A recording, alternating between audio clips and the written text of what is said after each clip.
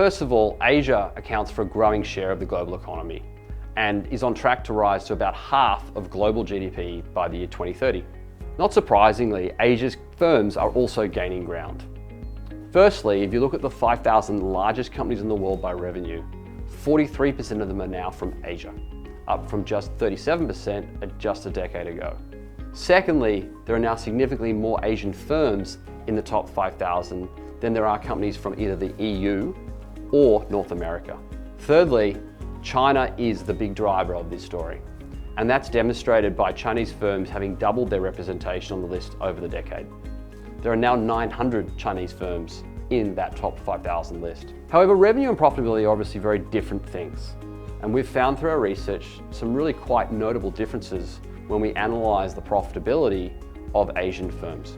In aggregate, Asian firms are not yet nearly as profitable nor value creating as companies either in North America or in the European Union.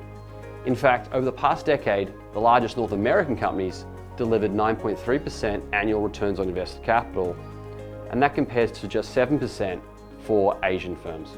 Overall, our research suggests that North American companies generated cumulative economic profits of around US $245 billion over this last decade, while Asian companies collectively accumulated economic losses of around $206 billion US dollars. So in short, Asian companies overall have largely offset the economic value creation that's been had in North America. We've also found that there's a significant difference between the return on invested capital that listed companies generated in Asia versus unlisted firms in the region. The first thing to say here is that unlisted companies everywhere tend to create less value than listed companies. It's not just a particular Asian geography or region phenomenon. At the core of this is choice of sector. And there are just some sectors that continue to, over time, prove themselves to be consistently high return on invested capital generating sectors. It is in many of these sectors that Asia is underrepresented. Technology, pharma, and medical products are three such examples.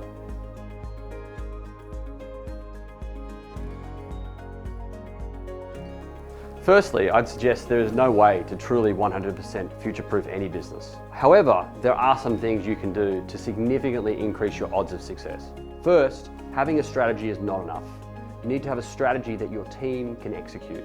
And that means paying real attention and putting real energy into looking at the people and the talent and the capabilities that your organization is going to need to deliver the strategy. And this is one area where we find our clients often underinvest. Secondly, be sure that the strategy you're designing is one fit for where you need to be in 2025 or 2030, not one that is merely fit to get you to be at the bar today.